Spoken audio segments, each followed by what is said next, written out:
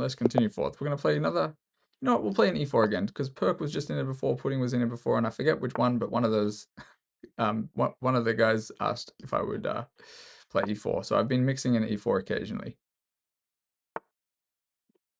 Alright, have I played this person? I do not think so. Okay, this is not a new account, so it should be hopefully okay. We're going to play another Roy Lopez. It seems to be something that people at this rating range will play. It's funny because it was one of the first openings I learned as well, but only for white, not really for black. So a lot of people are playing it, and immediately they're going to go for this. So I know you can go knight c3, and if after they take, you take back, and then you have to be careful after something like d5, because it is potentially an issue. This is obviously not a free pawn. Could also castle. Sorry, I could castle and blunder an entire piece if I wanted to. Jesus, my mouse is really messing up. I think what I'll do is I'm either going to go back to c4, or I will straight away just say, okay, whatever, and bring it over here. Sometimes what I do when I'm playing games at my rating is I actually just drop it back to e2 and allow them to take. And I might do this.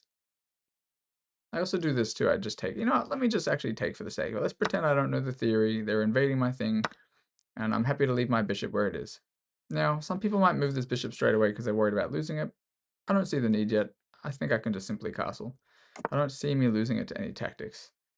So sometimes it's common at, you know, even not super low ratings, but even like 1,000, 1,500, like I'll see people will move stuff because there's potentially in the future going to be a threat, and it's just wasted tempo when they're developing pieces. Now I do have to move it. The question is, where do I want to move it? c4 looks all right. Back to e2 is probably also good. That way they don't gain a second tempo on my bishop, because right now, like, I have to move the bishop. If I go here, they do get b5. Won't be able to go d5, because then if you can envision c6 would be trapping my bishop after I have to go, well, almost trapping the bishop. 1 second, 5, there, c6. Then if I go, I'd actually have to go back to b3. And then after b3, yeah, they could actually go c4, sorry, c5, and then it's a little bit interesting. There and there. I might have to reconnect my mouse at some stage. It's playing up here. Jeez. Anyway, let me start with just dropping it back to, maybe I can get away with that. Bishop c4, b5, bishop d5, c6, bishop d3, b3. Then they might go a5, a4. You know, let's avoid it completely. So in some games, Pepe finds it funny. I will go here if it's like a blitz or a bullet, because it throws people off.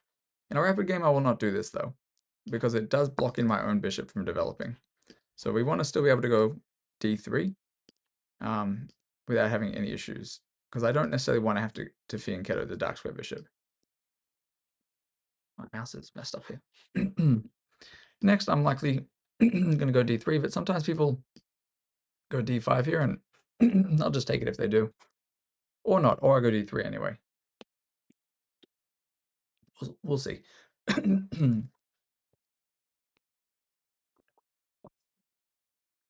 All right. So I'm not sure what they're going to do. I did take a while to decide on that move while I was explaining it, so they might be also going to calculate some stuff. So I go b5 anyway. Probably I'm going to simply go d3. I'm assuming bishop b7, but I'm not sure. Then I might go bishop f3. I might bring the knight out. I'm not quite sure. They are likely... Oh, that is not a move I would consider to be a good move for them.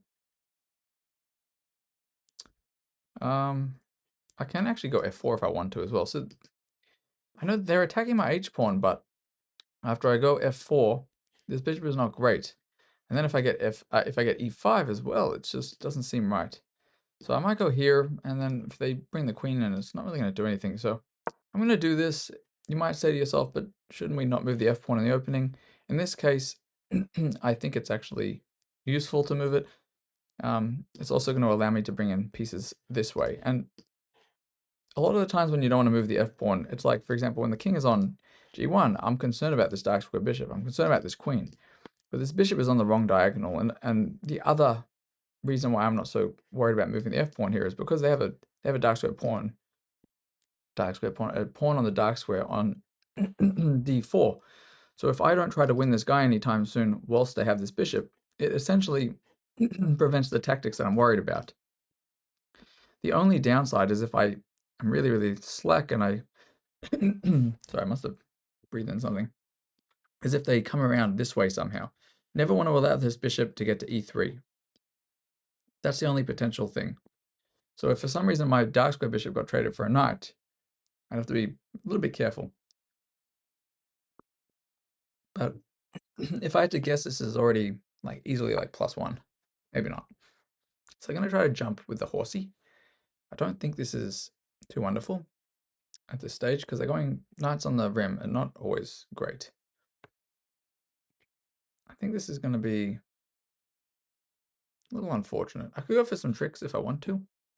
I won't, I'm not going to go for tricks, but I am going to play a move that's not, it's not, normally I would recommend just bringing in pieces, but I'm going to have to try to reconnect the mouse after this game. It's a bit strange. All right. In this case, I will just bring it to f3, even though it's moving the same piece more than once. I'm not sure I want to develop the other pieces yet. The dark square bishop, I'm probably going to want to come out this way potentially. And also I have a hidden threat here depending on what they do. Like if they just castle, there is a threat. So we'll see. And I think with how cozy my position currently feels, I can get away with this. So they are not letting me get away with what I wanted. They do see my threat, I believe. Could consider something like a4, possibly. Might just develop my knight. I'm thinking like knight e2. So now they actually likely want to play a different move that I'm thinking about. I'm not going to worry about it too much. I'm obviously not opening this up for any reason, like unless I need to. Threat before was with the bishop on d6. Had I pushed this pawn, it would be attacking this and this. So I'm just going to slowly bring the pieces in, I think.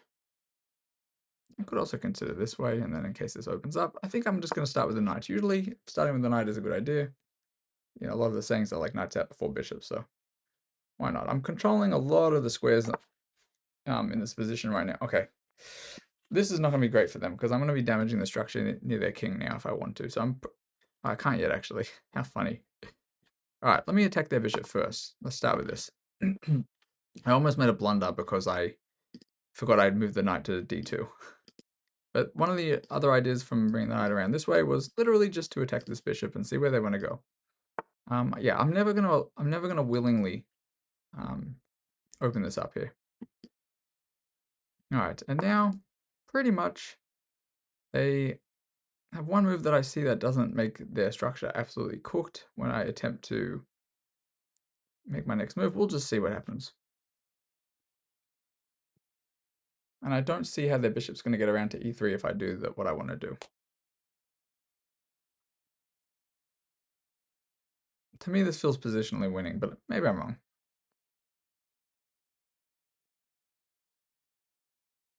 I do have to be a little bit careful though, because the idea I had in mind, maybe it's not great. Maybe I don't rush it. In fact, I don't think I will rush it. Okay, so they go for this, and I knew this was an idea. I'm not going to take. As in, I'm not going to take this. That would be a blunder by me.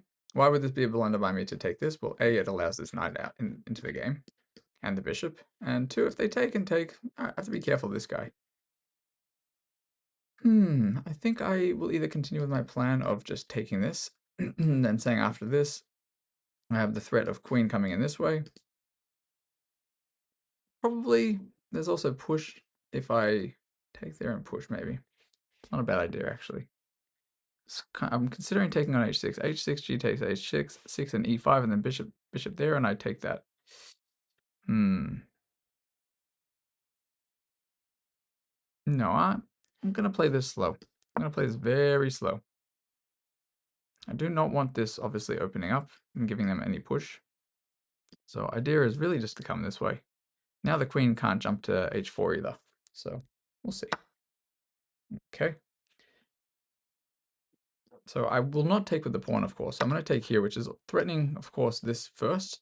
This guy is also protected twice. But I really do not want to allow this bishop to come alive. So they're going to take it. It's a freebie. So I can take this if I want to.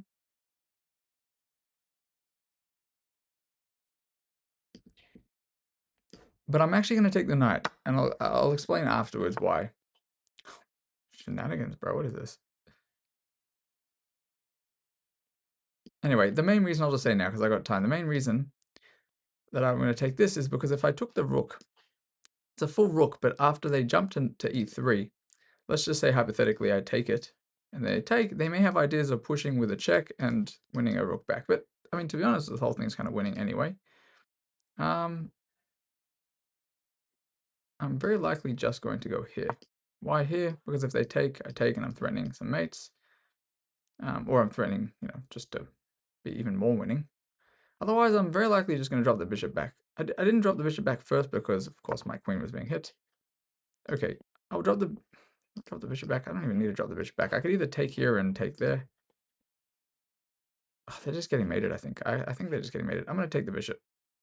Maybe not ideal. Dropping it back to d5 may be okay, but they probably considering sacking the rook, and I don't want to give them any chances. After they take the bishop, if they do, I take here with check, and I go, bishop h6 and threaten a mate. I don't actually see how they stop it, but we'll find out. So check. And this is more of a puzzle rush thing if I'm not wrong. I'm not going to go check and check, which is maybe what some people are expecting, but after this, it's just tricky to play. And actually, it's not a mate, but it depends on what they do. They have one move, I think, that prevents the mate on the spot. And then most likely I go rook e1, try to go rook e7. It's unfortunately a little bit tricky for them, and their bishop has not partaken too much in this game. All right, just checkmate in one. So here, I go there. They wanted to come around, but wasn't going to get it done. Good game to them. Once they blundered one or two things, it was a little bit hard. So this was me trying to play more positionally at first, which kind of led to some tactical ideas. So yes, here, just bring in the pieces. There I take, and I just castle, so no need to drop back yet. You can still see it's still theory just to leave the bishop.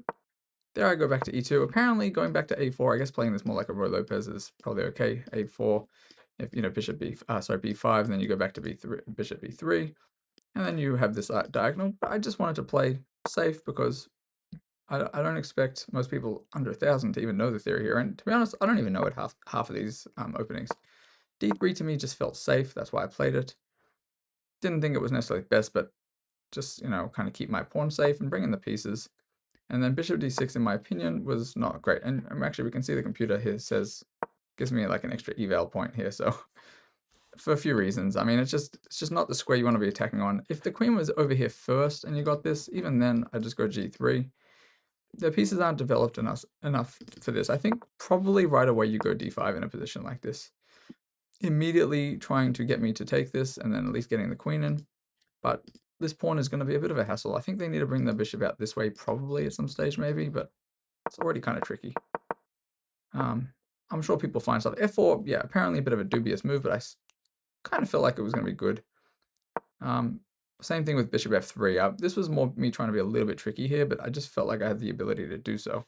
So for example, if they just castled and not been paying much attention, I would have had e5, and then they would have had to choose between saving the bishop or saving the rook. So this was a double attack if I had this chance to play this. All right, here I just bring in a piece. I'm not looking for absolute best moves here. I'm really just trying to develop safely and not blunder.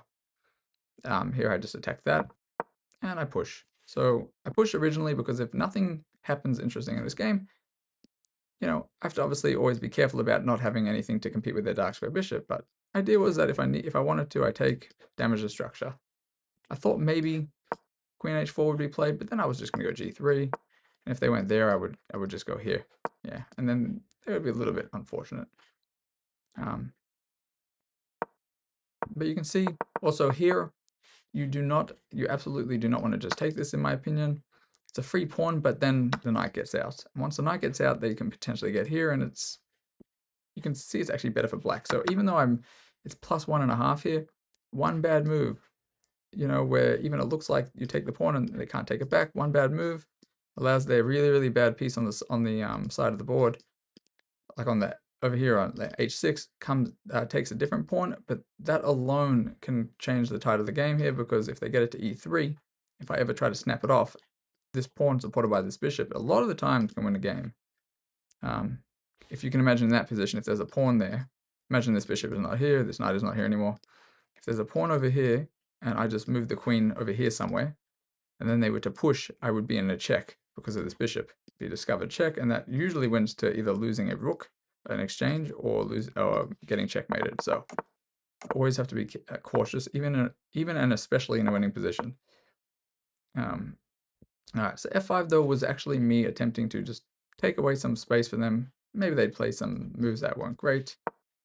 Yes, after d5, just ignore it so I can capture back, keep my pawns together. I absolutely, once again, do not want to take like this.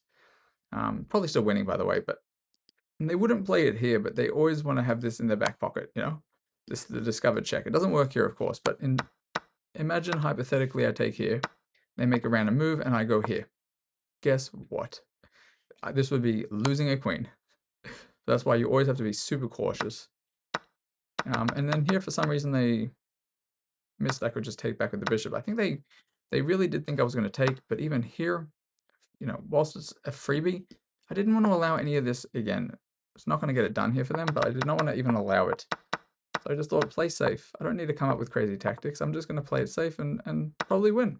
Take the bishop, give a check, go there. And to be honest, after this, they had to play this. It's the only move that doesn't lose on the spot. And then, yes, I most likely just try to come around. They can't actually stop me with this. So this bishop is not on the greatest square. And if they try to go here, I mean, yeah, I can probably even go like this. I think a lot of things are winning here. I mean, everything's winning. Apparently it's a mate and 8. I don't think I'd find the mate and 8, but I would probably slowly play the position. But I think they just missed. It is actually just a checkmate 1. And actually, I did play the wrong checkmate. This is usually the nicer one, but for some reason I didn't do it. But usually when you can checkmate like that, it just looks nicer. So good game to them. So another one for the books.